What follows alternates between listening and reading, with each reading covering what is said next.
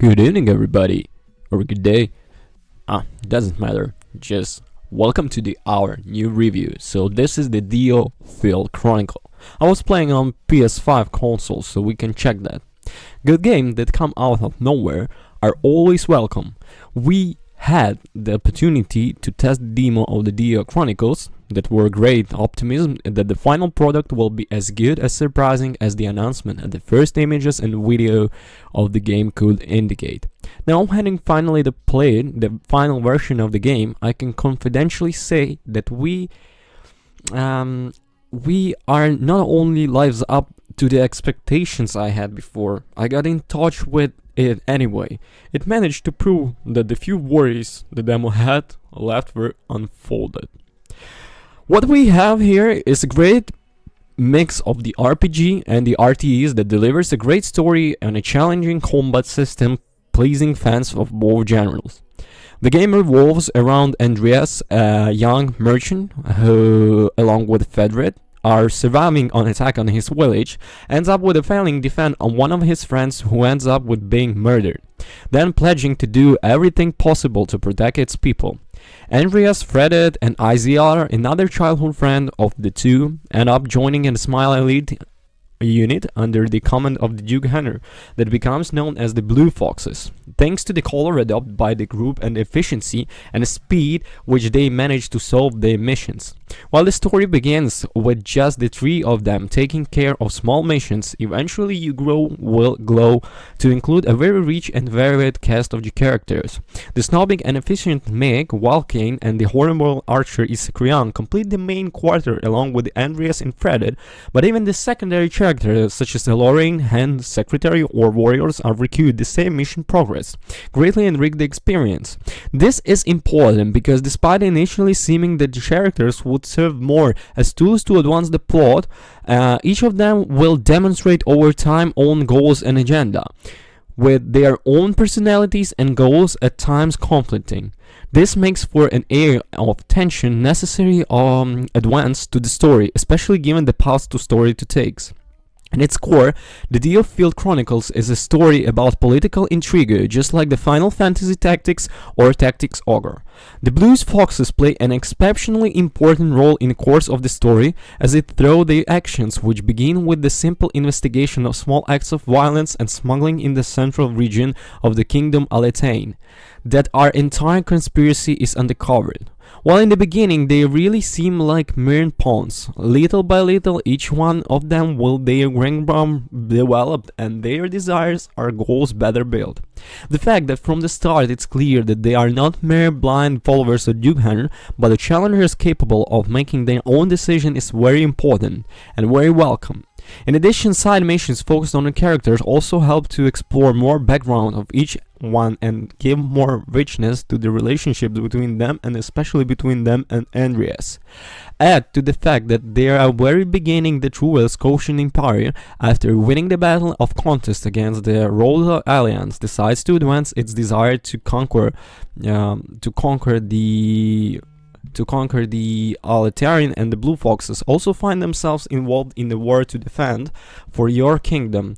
The Empire advancement Aletane being rich raid in jade, the raw material used to keep the world's sources of magic working. The game setting is especially rich, and despite not spending hours and hours on dialogue, it manages the balance well beaten missions and narrative moments. It's very small, detailed, and as I expected at the time of the preview, the pieces being moved from the DioField Chronicle broad are just vital as those making the more giving more richness to the experience and turning a story that could be a good into something much memorable. Could she be even better? It could, as more side quests and further expansion of character relationship will be welcome, but it's indelible that the game managed to successfully deliver what it takes to us. A final point about the setting, and despite not being the most beautiful game in the world, the combination of magical world party inspired by medieval Europe and a party inspired by Victorian England is in fact a wedding mix. DioField Chronicle has a unique world, visually appealing characters, and very beautiful visual effects in combat. It may not be most beautiful game in the universe, but it has own visual identity that makes it stand out. Speaking of battles, the structure is the one of the we're already talking about it during our review. Before initiating combat, you assemble a main team composed of 40 units that will be once they lead the battle, with each of them being able to adjutant, which is most essentially a helper who adds extra abilities to your units. In combat, you can move unit by unit, choose groups to move more at all across maps as we would expect from the RTEs. The commands are surprisingly well adapted to the DualSense, being pretty easy to get the combat button mapped to each the major decision to be made in combat, whenever it's attacking all moving units or using the abilities. Each character belongs to a distinct class and therefore functions differently in the combat. Soldiers deal more damage but need to attack up close. Gentlemen have more mobility, are more fragile while attacking up close. Archers are mages and even more damage but need to be farther away from the opponent to be more effective. These each have different skills that spend AP and have a certain cooldown time, so part of strategy is knowing where and how best to use your skills to deal with enemies.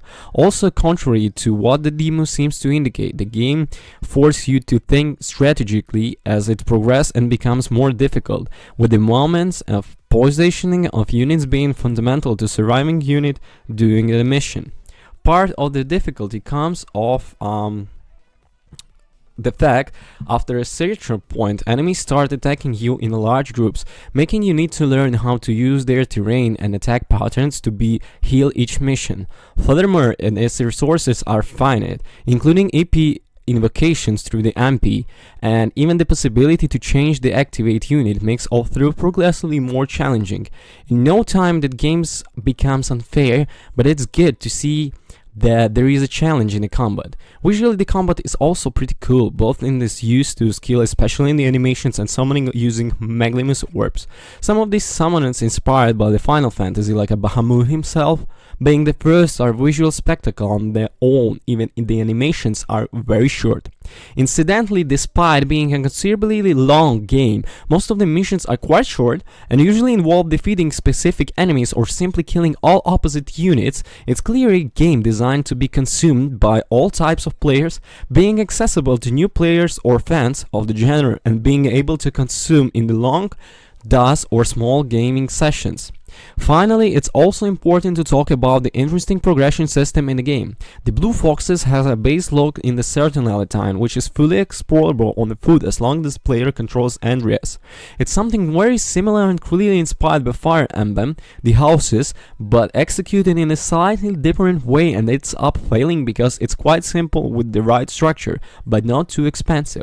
While at the beginning you will only have access to the first floor, soon you will be unlocking a new areas of the base and consequently you will explore new aspects of your merchanting group progression. That includes the initial institute, which you can improve your skills, develop new weapons, magic orbs, research system in which you can improve your summon, create new ones. There is even a practice battle, by the way. So, about the overall, the DioField Chronicle is the game that really earned all my hype and interest in. The visual style and the portraits of the game are very beautiful. The setting is considerably different from the other games of the genre and serves as a backdrop for a rich and very engaging story, as the combat is full plate of the fun strategy games. It would be easy to miss the game amidst the sea of relevance coming over the few weeks and months, including the Square Enix itself, but it enjoy RTEs, GP or SPGs. This is the kind of the game you will catch and hold for your hours and hours and hours and hours for your interest. Thank you for watching. Don't forget you guys to subscribe, please. Subscribe please guys, and don't forget to hit the like and the bells. Bye.